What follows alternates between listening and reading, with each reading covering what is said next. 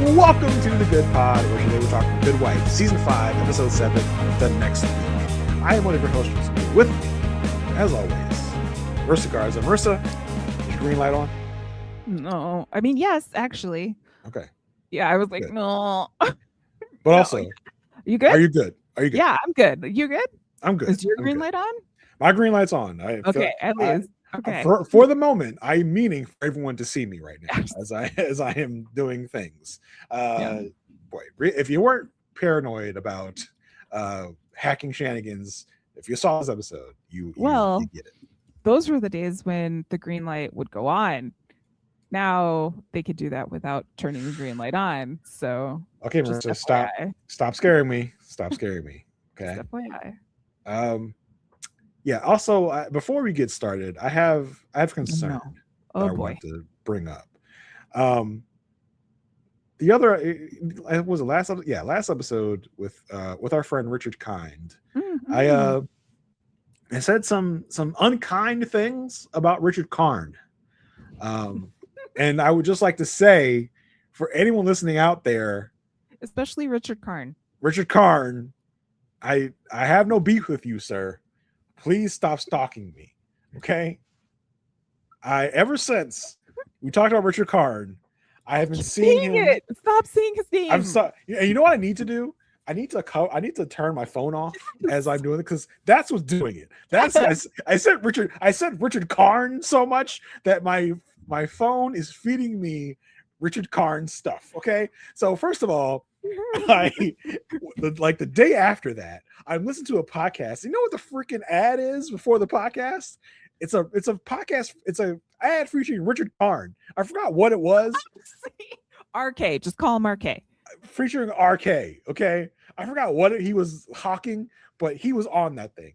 Okay. And then a couple of days later, I'm working, because for those that don't know, I work in retail.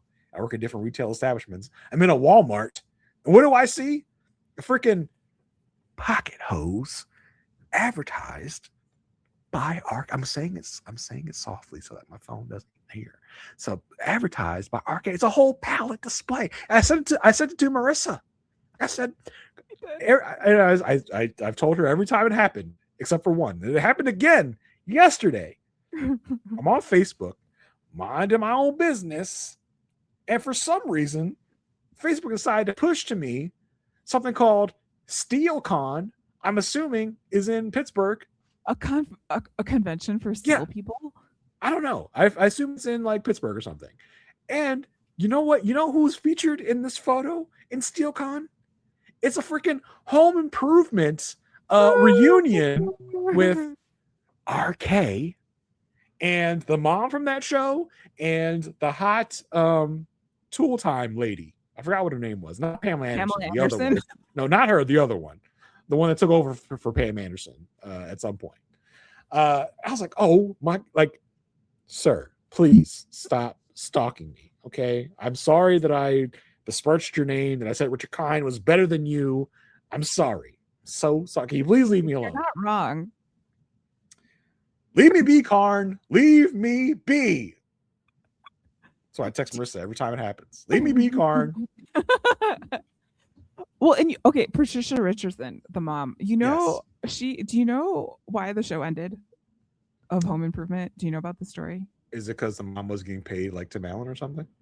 Yeah, that was it. Yeah. She demanded equal pay, and they were like, well, we might as well just cancel the show. Tim Allen's like, because that's what he does. Although it would be interesting if RK had a different take on that. We don't know. We're not sure. In a different light. I don't know. Are him and Tim Allen friends? Or are they not friends? Because Tim Allen has got some he's got his own issues. Some controversial opinions. We'll just say that. Yeah. So I don't know. If RK is against TA, then maybe I can take some stock. But it's unsettling for me that I started talking about RK on this podcast and he just started popping up everywhere afterwards. Leave me be, Karn. Leave me be. Anyway, I just need to get that off my chest. I feel like the people that listen to this podcast would appreciate that. that experience I've been going through since we talked about it last episode. But let's we'll start getting to the episode proper. But before we do, I want to remind you of some free and easy ways you can support this podcast. You can do that by reviewing, rating, subscribing wherever it is you are watching and or listening to this podcast. It really helps us get into the eyes and ears of more people out there that would appreciate this content, like you. You can also, if you want to just chat with us about the show, you can always email us at thegoodpodfeedback@gmail.com. Just talk about the show, talk about some of your opinions. We love to hear them. We shout you out on the show if you have anything you wanted to say. We'd love to relay that to people if you like. We get some conversation going. You can also, if you want to support this small business fledgling podcast, you can do that by going to buymeacoffee.com/goodpod to donate sums large and small. Now that's out of the way, Marissa. Let's get into the episode. Let's do this. Como te chiami? Como te chiami? Como te chiami? I end up saying Italian in Spanish, but this episode starts with a guy driving a car trying to learn Italian. Como ti chiami is how are you? How are you doing? What's going on? And let me tell you something. I'm not doing well because listen, when you see this guy on this show, for those of you that know, like if you know, you know. If you know, you know. It's kind of a if you know, you know. If you don't know, just keep watching. Just wait. Keep watching. Just keep watching. Let's just say this episode is not the only time we'll see the gentleman on this show. If you know, you know. So I was like, oh my God, is it time? Is this it? And so I was living, I was going through things. He was having a moment. I was going through things during this whole episode. I was like, this isn't the time, right? It's not time, right? It's not time yet, right? It's not time yet, right? We should say that you were having a moment because you did go ahead and you did watch ahead of time a little bit. Well, yes, I did. That was your original freak out moment. I just wanted to get that on the record because this was not intentional. But the episode did autoplay after last episode. I saw turn autoplay off. It's called protection. Yeah, but when I'm actually wanting to watch something, I still want the autoplay going. But so I did end up seeing 1 second of this episode and saw this guy. I was like, oh my God. So again, if you know, you know, you know. You know. If you know, you know. But this guy, he's just trying to learn Italian. Okay. He's driving. He's just trying to learn Italian. He gets pulled over by the cops and he's like, listen, I was just doing 35. I don't know what I could be pulled over for. And in typical cop fashion, they're like, is that alcohol? Is that alcohol in your breath? Oh, would you like to come in or are you willing to do a breathalyzer? And he's like, yeah, okay. And the cop's like, oh, shucks. We don't have one in the car. You're going to have to come to the station. And you know what's funny? A cab, 100%. Like, this is ridiculous. And you know what's funny? I could see someone in the car. I could not make out who it was. But I could see someone else in the patrol car behind them. I was like, who is that? We'll find out. We'll find out in a bit. Yes. But yeah, he was like, oh, you know what? I left my breathalyzer in my other pants. You're going to need to come to the station. Like, oh, shucks. Back at Lockhart Gardner, Diane is being welcomed back with open arms after everything that has gone down. In the conference room, they're congratulating her, but we also hear that there is a malpractice suit happening. And there's also been a directive by, I'm assuming Will and Diane, for the receptionist to tell them anytime someone calls for Alicia or mentions Alicia or anything with Alicia. So a phone call comes in. It's the guy in the car whose name is Jeffrey Grant. He calls and he's like, hey, I need a lawyer, basically. So she runs he says I need Alicia. Yeah, he calls for Alicia. Like, where's Alicia? Give me Alicia. They're like, oh, Alicia. Uh-oh.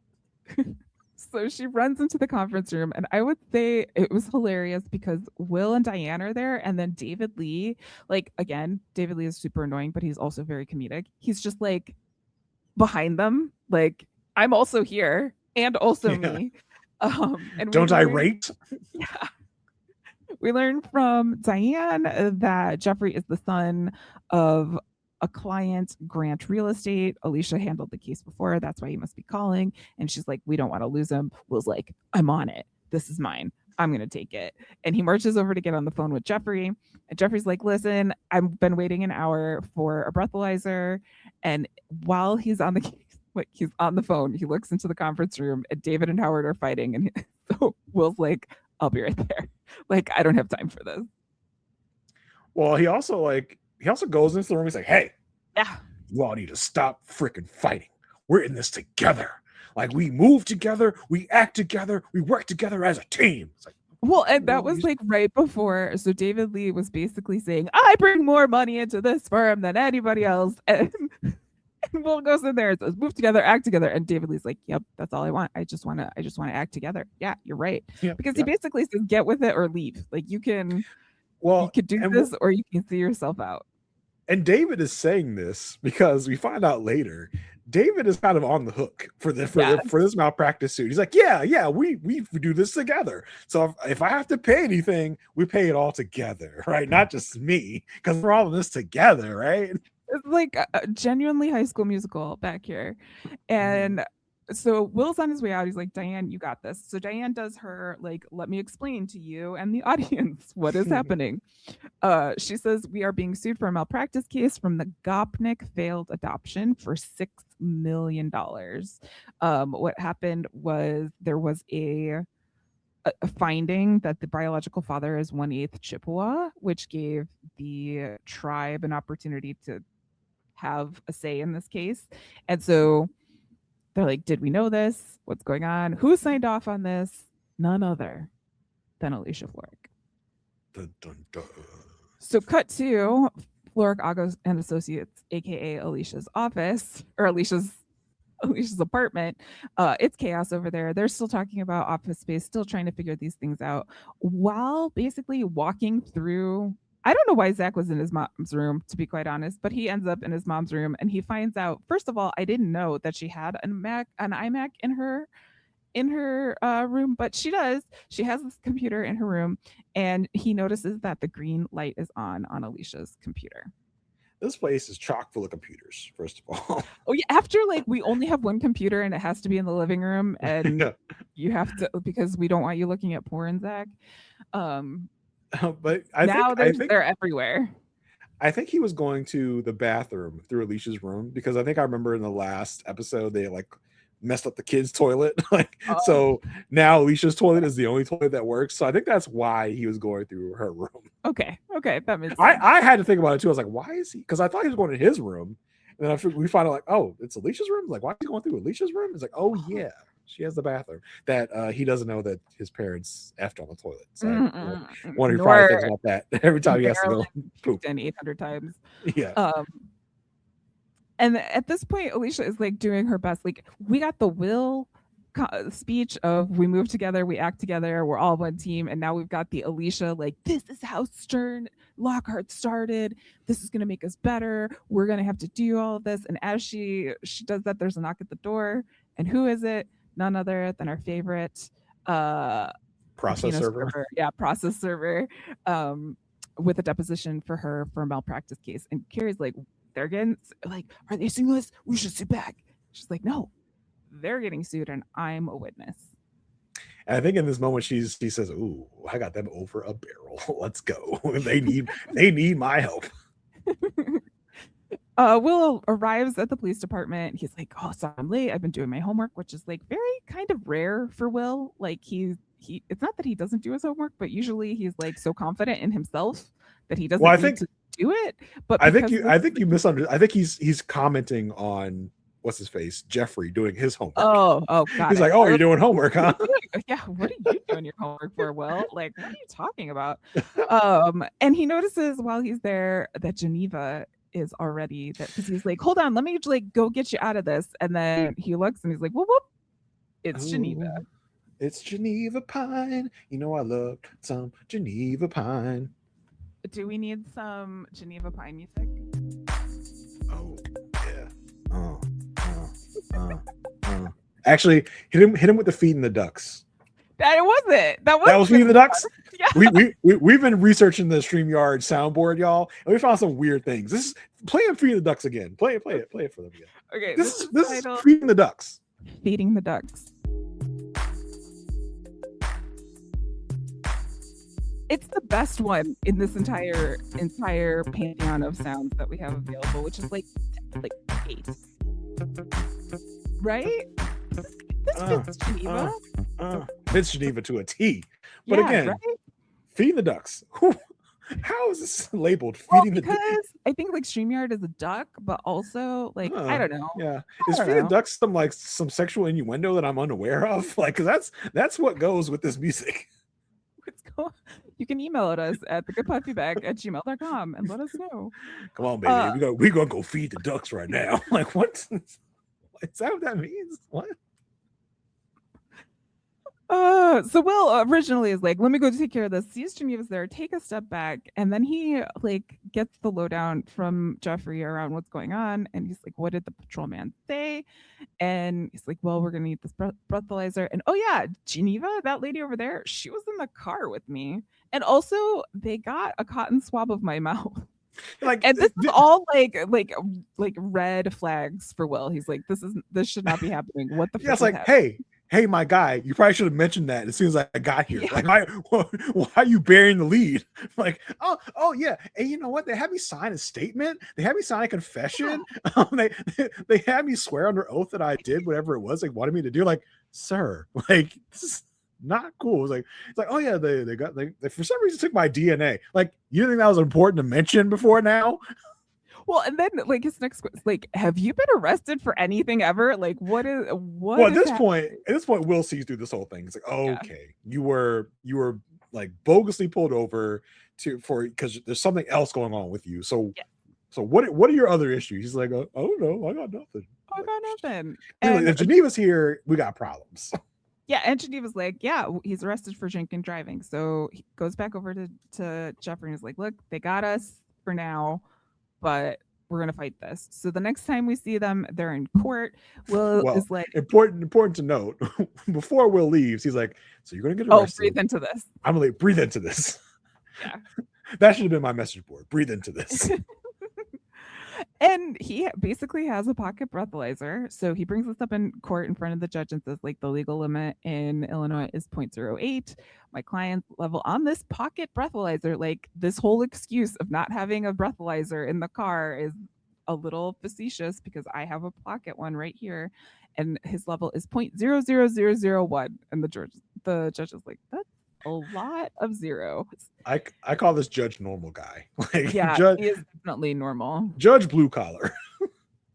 Yeah. At this point, Geneva's like, basically like, oops, so sorry. Did I do that? Wait, what? We're going to let the charges go. And Will's like, yeah, you are. And you're going to destroy that DNA. Geneva's like, about that, the DNA does have a match to a murder on a campus that Jeffrey goes to, of a college that Jeffrey goes to, and it's a familial hit, so it could basically be anyone in his family. And Will's like, that's not enough to hold him. But the judge says, listen, we're going to hold him until you can charge him, and you have 48 hours to charge him. So that's where we're kind of at. Yeah, and it's interesting because, you know, the reason that Jeffrey was targeted the way he was is because the dad got arrested for assault, which is the case that Alicia got him out of.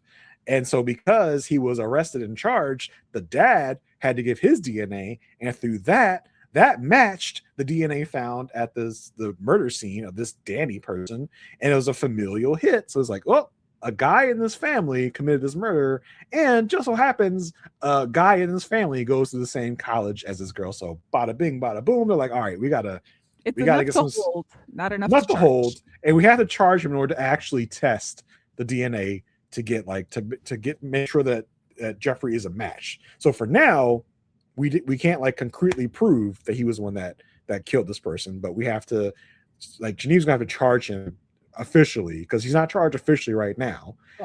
In order to get the DNA tested. Yeah, he's just being held. Yeah.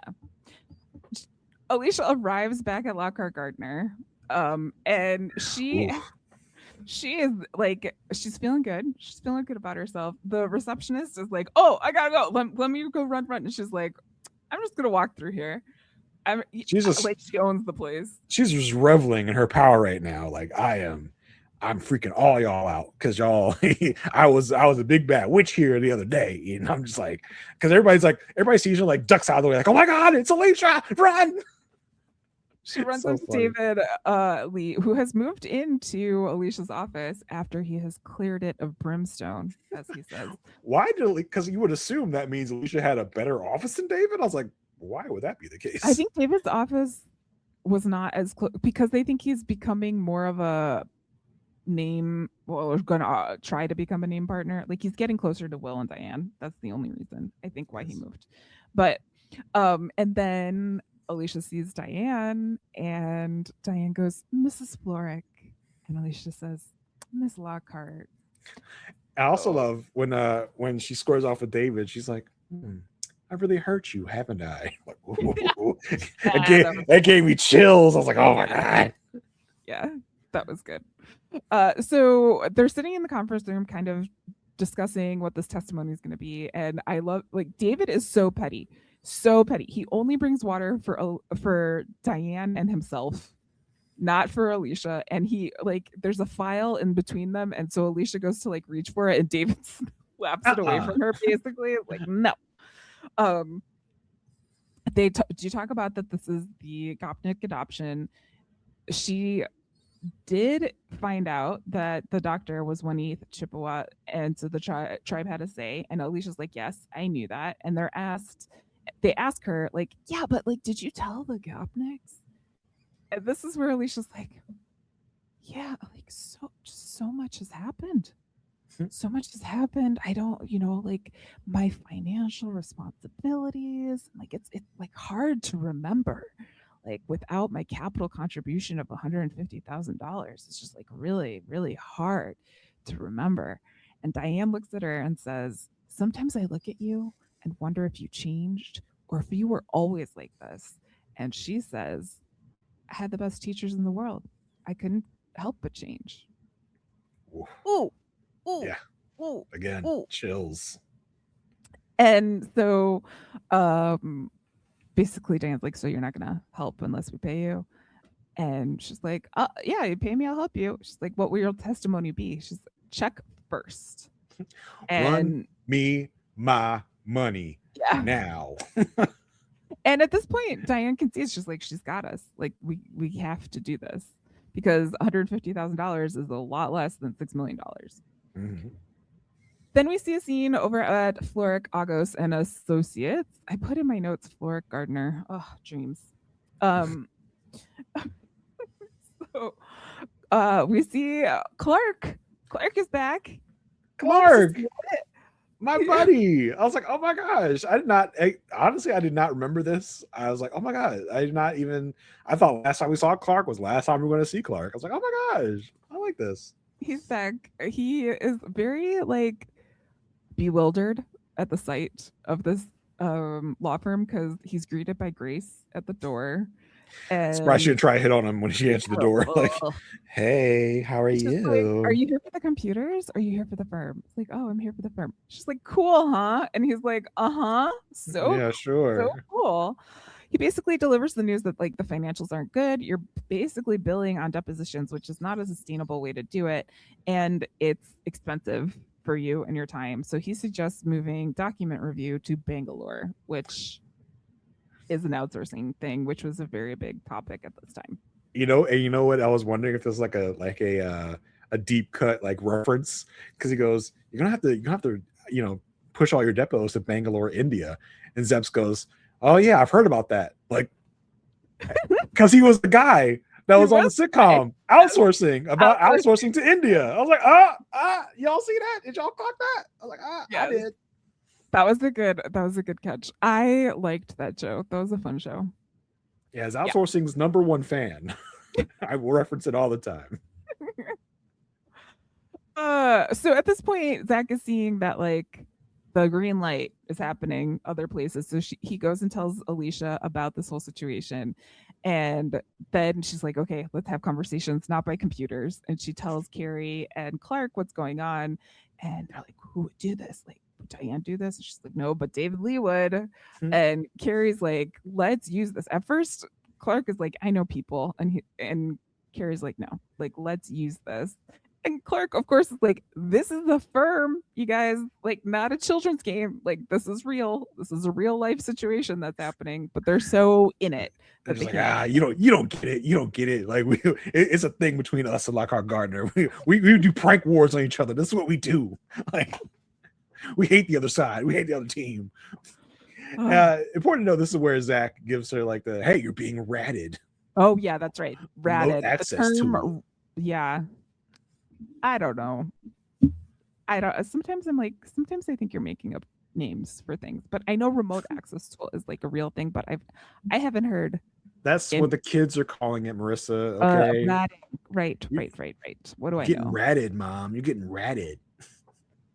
I mean, all I've heard is glazed lately. Oh yes, That glazed, one.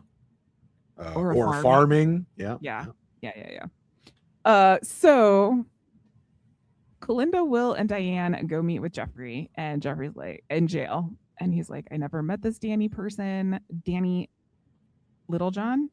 Yes. Yeah, Danny Littlejohn. But there was a rumor that she was sleeping with her professor, and she had ketamine, like she was using ketamine in her system. Kalinda automatically asked about the men in the family, and he's like, really, there's no one else except for one time Uncle Jim dropped by to help with this computer. And so Kalinda's going to go check that out. Will brings Jeffrey his textbooks, and they chat about Italy. They're really bonding over Italy there. They're bonded. Who knew? I did not know that Will had an Italy fascination, curiosity. I could see it. I could see it, but I just didn't know it. Kalinda walks out of there going, this guy did it. Like, there's no way he didn't. Diane says he did something, but I'm not sure what it was. Will says, I think he's just nervous. Diane's like, I gotta go. And Will, you don't want to know where I'm going to. But he is surprised that Alicia is gonna help. Mm-hmm. He's like, oh, she's gonna help us, huh? All right, Will, take it down a few notches. And so now it's time for the deposition with Alicia and Carter Schmidt. Carter's back. Bum, bum, bum. Also known as the guy, Hunter Parrish? No, Hunter Parrish is Jeffrey. Oh, yeah. Okay, we could talk about him in a minute. But Carter Schmidt, we've seen before and have heard about before. He is the accordion playing person who looked into. Is the other guy? He's the guy. Okay, so background. He's the Ellsworth guy. He is the Ellsworth guy. Yes. Yeah. He's also the guy from it was season 4 at this point. Yeah, late season 4, where he helped. Well, he didn't help. He was on the other side of this case where there was the surrogate who they didn't want her to deliver. Right. Yes, that's right. With Donna. And yes. And they get referenced here as well, because Alicia's like, "How are the Eisenstats?" He goes, "Unhappy." But I'm like, unhappy? Why? Like, I wish you could have gotten, because we were wondering at the end of that episode of like, what's gonna happen with that baby? Like, what's up? Like, right? Did the baby get delivered? Is the baby healthy? Did the baby not go to term? Like, what happened? We didn't really get any other details. She's just like, they're unhappy. Okay, why? Well, it may have been a situation similar to this where the like they didn't get the baby. So he is deposing Alicia to talk about this case, and Alicia's like, I just was the day-to-day person. It was really like shuffling paper. David Lee was the supervising attorney. I just did all of the work, basically. Like, well, she also mentions the fact that like other people were doing other things. Yes, like there were people doing groundwork that I was just kind of monitoring. I didn't really do like a lot of the grunt work. Other people did some of the grunt work, including Anthony. Just like, yes, okay. I forgot who he was until later this episode. Mm-hmm. Yeah. She does say that she told the couple about the 1/8 Chippewa and the tribe wanting to get involved here, but the couple decided to continue on with the adoption. At this point, Carter Schmidt brings up the fact, she's like, oh, yeah, but didn't you recently leave? I mean, maybe you were pushed out. Like, I thought you want to be more forthcoming about this firm that pushed you out of your thing. And then he says to Diane, isn't there a German word for that? And she says like a word, which I am not going to pretend to say. But I'm going to try it. It's Gesundheitsmuffin. Gesundheitsmuffin. Which is like, why are we turning Diane for German words? I don't know. I was like, is this a comedic moment? I have no idea what's happening. Like, is this in the Good Wife universe? Is she known for knowing German terms and phrases? We just don't. You've never heard that part of her. At this point, Alicia's given a piece of paper to read from, doing that whole like, tell me what this piece of paper is, and she says the check from the Lockhart Gardner account for $10,000, and Carter Schmidt says, would it surprise you to learn that the tribe basically thinks this was a bribe to stop the tribe from being involved in this? And at this, he keeps like pressuring her, like, maybe you want to say something about this firm that kind of screwed you over, and she doesn't give in. Yeah, which I thought was interesting. I was like, okay, well, I don't think she knew her money. She does in your money. Well, it doesn't matter. Like, she got her money. She should have got her money already, because she wasn't doing nothing until she got that money. So she got her money, but she's still. And I think she's genuine in the fact that she didn't know about what this check was. She's like, I had no idea what this is. So she's a little caught off guard right now. So she's like, I hate you guys, but I don't know if I hate you enough to get you a $6 million lawsuit against you. I don't know. I'm gonna play it by ear. Meanwhile, Will goes to catch up with Professor Delaney, the professor who was rumored to be sleeping with Danny Littlejohn.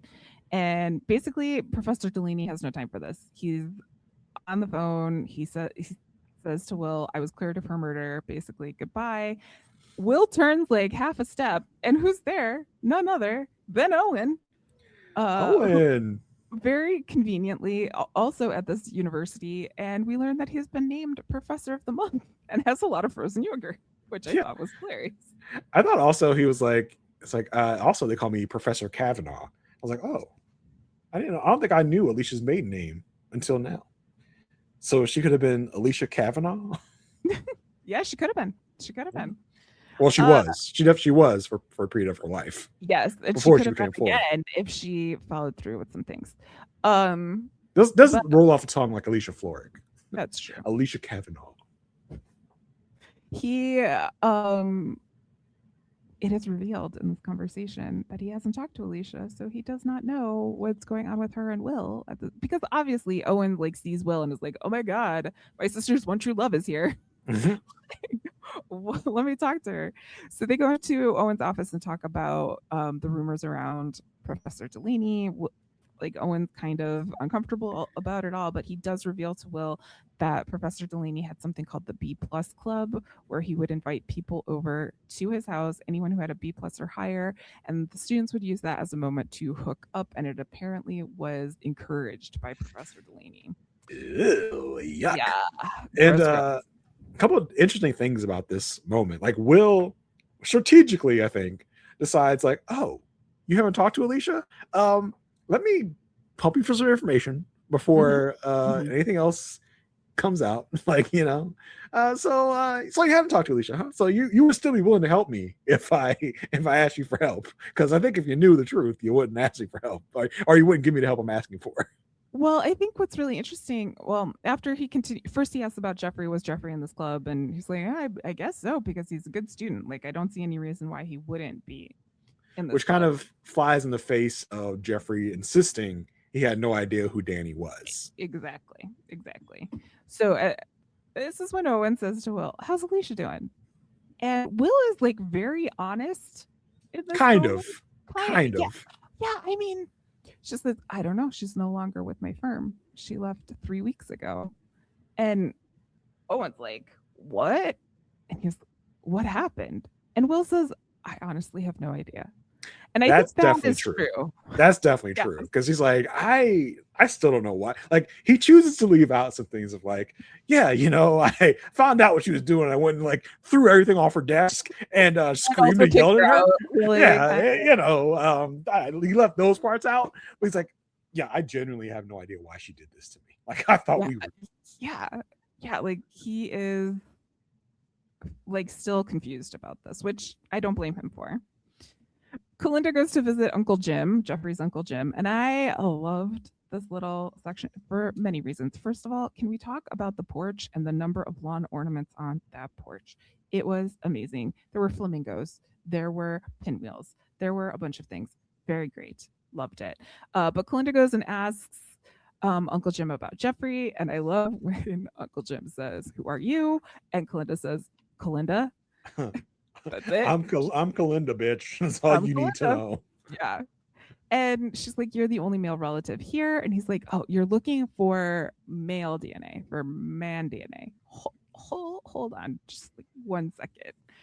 And he goes and finds a picture of himself pre-transition. So Uncle Jim is a trans man. Love to see it, especially in the early 2010s or wherever the heck we are. We're probably in 2014 at this point.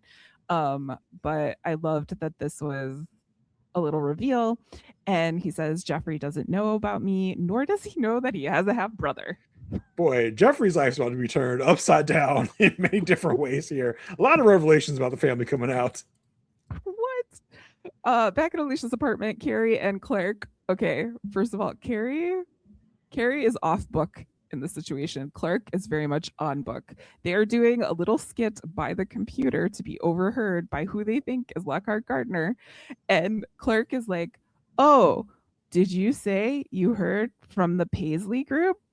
And Carrie's like, "Yeah, Diane's top client. We heard from it. Oh my gosh." And like Clark is very much reading his lines in the situation. It's very you can see Carrie looking at him like, "Come on, man. Feel the words." Yeah, like be with me in the feel the lines. So funny. David calls Alicia and he's like, "Hey, so funny thing. Yeah, you were an associate on this case, but about halfway through the case, you were promoted to partner, so you are now responsible or liable for the $6 million. So start getting that together because this is what's going to happen." Yeah. It's a game of hot potato with liability here. Yeah. It's like yours, mine. At this point, Alicia tells the firm, and I don't know, like outsourced Carrie is very much like, they come for one of us, they come for all of us. It's like, okay. Oh, he's very into it. And it's like, all right, Zeps. I'm liking you a little more, Zeps. Come on, get it. In the middle of this, Owen knocks on the door. It's like, "Hey, I could use a lawyer, or I could find one." And she's like, "Who told you about the situation?" And Owen is still also very flabbergasted that this is an environment that his sister is working in. Yeah, he's like, "Oh, well, about that." Who told me? Yeah. So they go sit down. He's like, "It was Will who told me. He came to my college and was asking me questions, and he let me know." And Alicia is like, "Huh, what? Who? What happened?" And Owen's like, "It's kind of fun to watch you like flail, considering you're like in warrior princess mode right now." Mm-hmm. And he clocks it like any good sibling would do. He's like, all of this that's happening around here is because you are afraid of leaving your marriage for Will. It's not because of any other, like, you really want to start your own firm. No, you just wanted to be away from this man. Clocked her tea hard. It was like, don't front with me. You can front with everybody else. You can't front with me. I know you're doing this. Yeah, you're doing this to resist the temptation of Will Gardner. Let you stand on my car to make a phone call to this man.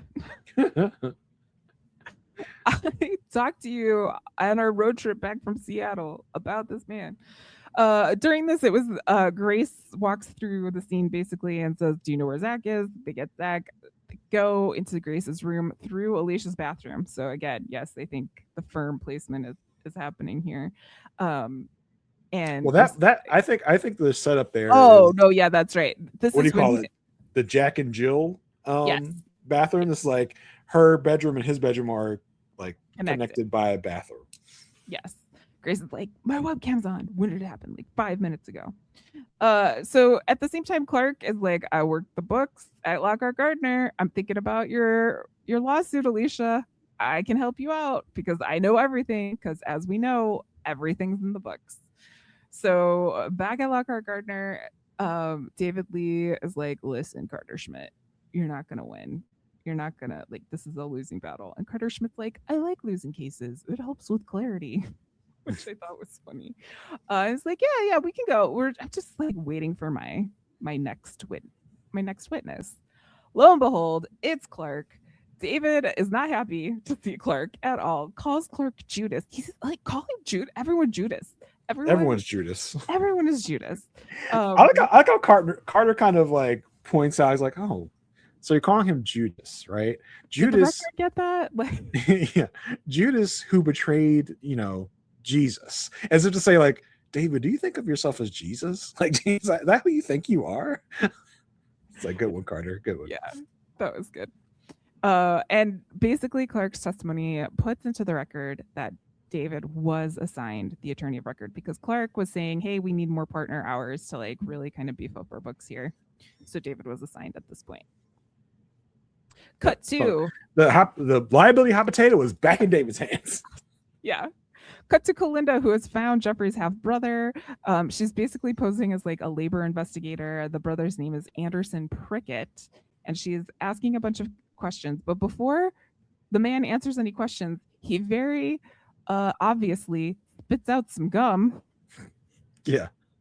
To the side. She's asking all these questions about working conditions. And also, like, were you here on August 15th, the day that Danny Littlejohn was killed? And he runs for the hills. And Alicia's like, I don't care. I got this gum. Well, you mean Kalinda. Oh, yeah. Sorry. Kalinda. Yeah. Like, knocks Kalinda over to, like, get away. It's like, you don't do that to Kalinda. Like, I'm surprised Kalinda didn't pull out her gun and shoot the man. Like, she's like, oh, my God. Like, this is like, why would you do that to me?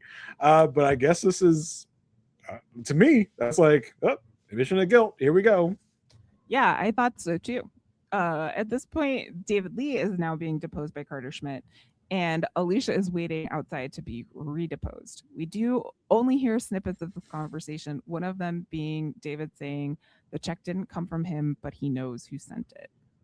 And at this point, Will is on the phone with Kalinda learning about the gum situation and is stopped because this is the first time Will has seen Alicia since it all went down. Well, not specific. Well, kind of. This is the first time he's seeing her in his house. Yes. Right? Because I mean, they saw each other in the like little hearings back and forth that they were in through, deciding about giving her the files last episode or whatever. This is the first time she's back in his house. Of like, oh, you dare on their turf, on like his dream turf with her. Yeah, they give each other the eyes. It's either like the I hate you eyes or the I want to F you eyes. With these two, you could never really know. You never know. I really thought it was like there was like a moment. Like Will is like surprised, but then he's also like, huh? Like, what do I do with this? And she's like, oh, and she like adjusts her posture and everything. Yeah. So it's like, oh, I hate you so much, but also meet me in my office bathroom. Ooh. Bathroom, not office. Very specific. Office bathroom, very specific. The bathroom that's next to my office. It's not my office bathroom. Correct. It's the bathroom next to the office. And the door to the deposition opens again, and we hear David Lee in a very David Lee say, it was the Indian kid who took the check. It was an Indian kid, you see. I had nothing to do with it. It was that guy. Yeah, you see. So Alicia runs back to the apartment, tells Carrie about it, questions Anthony, aka the Indian kid, about this, and he's like, yeah, I wrote the check. And they're like, okay, did you consult with anyone? He's like, yeah, I consulted with Howard. They're like, okay, great, let's get you on a deposition, call Carter Schmidt, like let's let him know that we have this information. Do you think it's a thing within the Lockhart Gardner like offices, like if you need something okayed, go to Howard. He has no idea what's going on. He'll just say yes to whatever it is you're looking for. My expense report, Howard. Yeah, exactly. I really think the episode was missing a Howard deposition. That would have been nice. That would have been good. Also at this point, Zach finds Grace and is like, look, the computer light is on. When you walk in there, he says to his sister, he says the words, when you get in there, I need you to start undressing. And Those I'll just are be here. words. And The I'll just words be here that he watching. said. I'll be here watching as I do the tracking. I'll just like, no big deal. Just go ahead and take all your clothes off in Oh front my of me. gosh. And she's like, Ugh. rightfully so. She's like, what? She's like, Huh? I don't know, like take off your sweater or something. Like something, I don't know. I don't And I don't want to see it. It's for the hacker, of course. obviously. Yeah, yeah. We need to trace like we need it to be on long enough so that we can trace the Uh-huh. situation. Yeah, sure, Zach. Sure. Right. Oh, We'll get yeah, go ahead. well, this is but you missed a part in the Grace stuff. Zach goes to look up to Not yet. not yet. Oh. I don't think so. But yes, he does eventually he Googles his own sister and finds out that there is a site that is selling footage of her sister or of his sister in an undressed state. That's child pornography. Like, Yes. I feel like you really skipped that big part of it, like in the show itself. Of like, well, that's another paper I could write about how we let child pornography and pedophilia be okay in certain situations and don't hold anyone to account. But I don't know what other evidence I would have in today's day and age that is something that we do. like as Zach finds this, of course he has to like look at it weirdly. I'm like, oh, yucks. And then as Zach likes to do, instead of walking in and explaining anything, he just walks into her room and like forcefully unplugs her computer, just like, no way, man. Like, hey, like why are you doing that? Like, what do you mean? Can't you just come in and calmly tell me there's an issue? You don't need to get aggro about it, my G. Yeah. So yes, and that kind of well, let's just finish that part. At this point, then he finds out who is tracking her and goes to school and basically beats up this kid who was the one who was tracking and selling this footage, apparently. And Grace is like, he again doesn't communicate with Grace of what's going on. And Grace is just like, huh? What's going on? But also, thank you. Yeah, she looks like, as he beats the hell out of Styles, which I feel like we've heard that name before, and he's a creep. Stop ratting my sister! Stop it! They fight. They get into a little bit of a tussle. Zach handles his business like he should, like a brother should. Grace is looking like, oh, my hero. Like, okay. Like because Zach doesn't talk to her or whatever. Yeah. I guess that's the only way that he shows love to his sister. Mm-hmm. Which is still kind of gross and creepy. It is. It really is. Will gets a call from Geneva, and Geneva's like, I got a deal for you. And Will's like, this is great. I love this. Let's go get the deal. And she's like, it's not about the DNA. Not about the DNA. But yeah, come see me. And his way out, he's walking out. And it stopped at the elevator by Owen, and Will and Owen have their own elevator conversation. And Owen's like, look, I'm really worried about Alicia. I just want my sister to be happy. Do you really think she wanted to start her own firm? Like, do you really think this is something she wanted to do? She and Peter are not set in stone. And Will is sitting there, like, hearing all this. You can tell he's like hearing it, but he's also like, I cannot do this again. And so he says to Owen before leaving the elevator, it's over. Goodbye. Owen, you messy bitch. I know. I love it. I love it so much.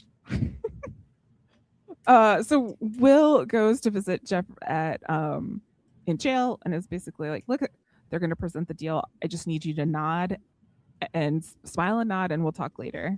The deal is for a charge of involuntary manslaughter for 2 years. And like, you can, like, Jeffrey's starting to say stuff and Will has to be like, nope, we're going to talk about it. Bye. Goodbye, Geneva. You can leave. And Geneva's like, if you really want to go to Italy, this is a great job. Yeah, Geneva's really pushing. She's like, listen, like, if you don't take this, like, you have the potential of life in prison. So you really, really need to think about this. And of course, Will's like, stop trying to influence my client. Get the hell out of here. And then I don't know if this is because of his day of everything that happens, but he sits down and tells his client, or asks his client, did you kill Danny Littlejohn? And he says, no. Jeffrey says, no. He says, okay, then you're innocent. So you reject this deal, which I don't think is a play that he would have done if he had any other day, or if at least this Alicia thing was going on. Because here's the thing. I think Will is so confident that they have won this now, because when Geneva calls him to bargain, he's like, "Oh, that's it. She wants to bargain. We won," because they now have the gum from the half brother. So right, that's true. Jeff has convinced Will so much that he didn't do this. Will's like, "Oh, we're good." Geneva's just trying to salvage anything she can out of this, which I think Geneva is also doing, because Geneva also probably is like, "Uh-oh, like we could be in trouble here if that DNA comes in and we arrested the wrong guy. So let's get this settled now." So she's offering him. Comes in. Yeah, she's offering him like a little paltry 2 years, which listen, is a really good deal.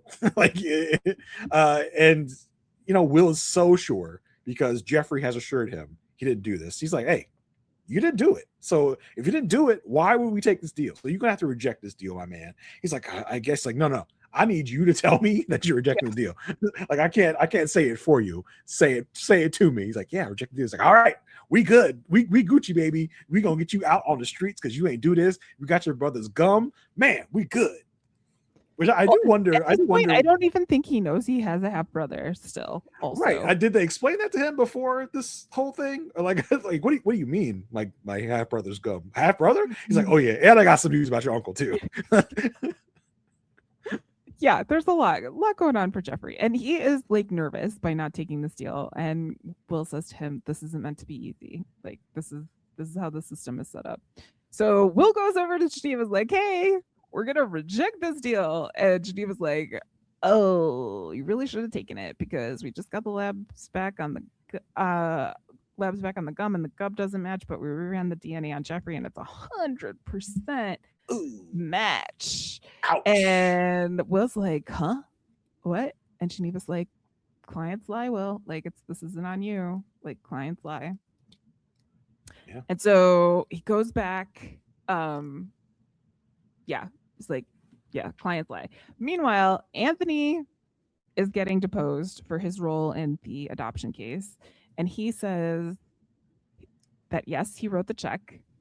And then when asked who told you to write the check, he says Alicia. And Alicia was in charge the whole time. And Alicia is in this deposition room. Like, they set this up so that she would hear directly from him this turn.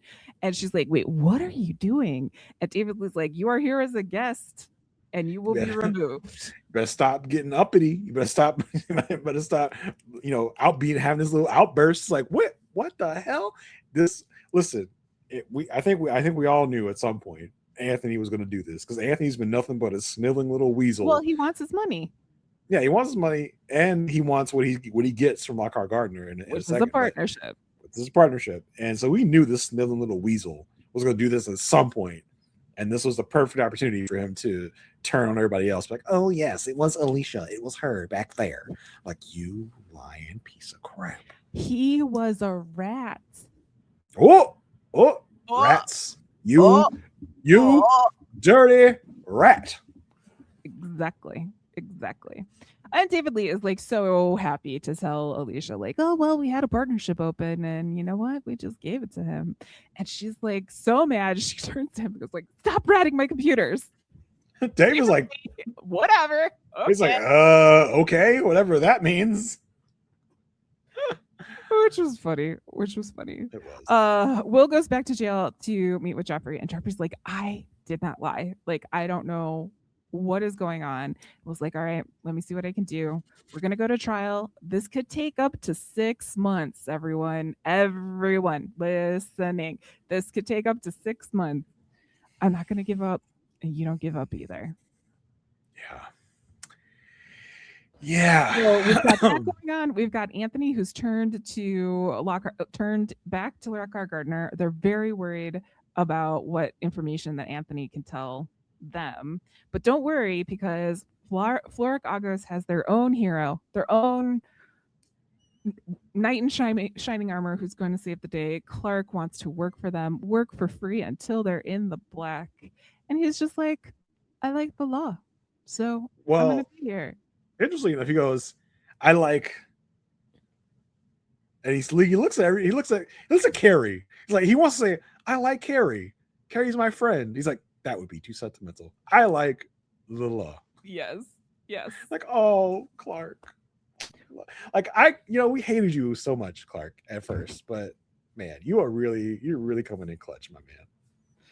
So I don't know. I mean, there's got to be more fallout than Zach beating up a kid about this ratting business. We've got the trial that could take up to 6 months happening. We've got Anthony basically as a ticking time bomb and a spy over at Lockhart Gardner for Floricagos.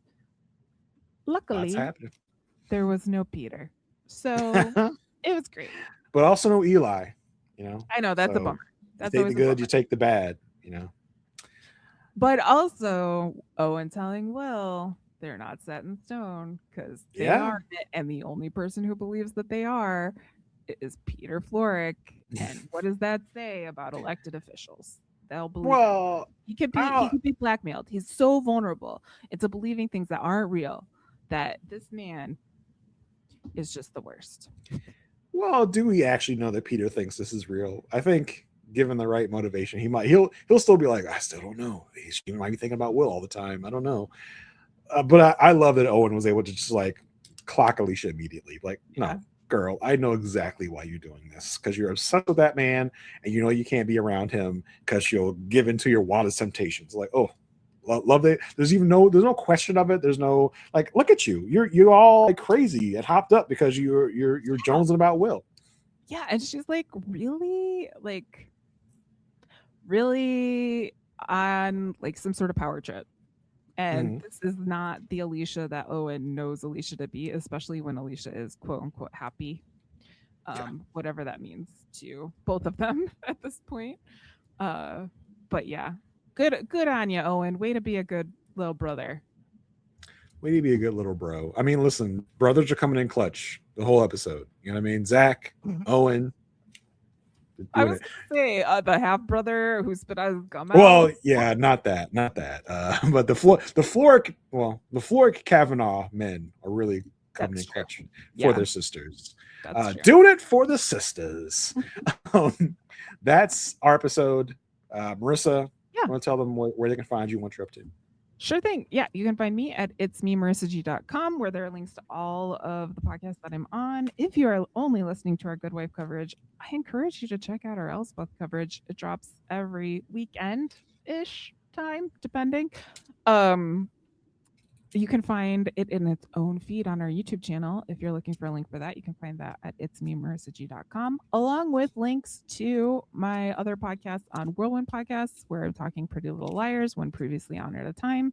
And then USS Sisterhood is still out there signaling space as my sister and I talk about, what are we talking about? Star Trek The Next Generation. It's been so long, we forgot what you're talking about. Kinda. You guys, we got some scheduling issues, but it's still in our hearts, and we will still get it out there. But Jason, that is what is up with me. What's been up with you?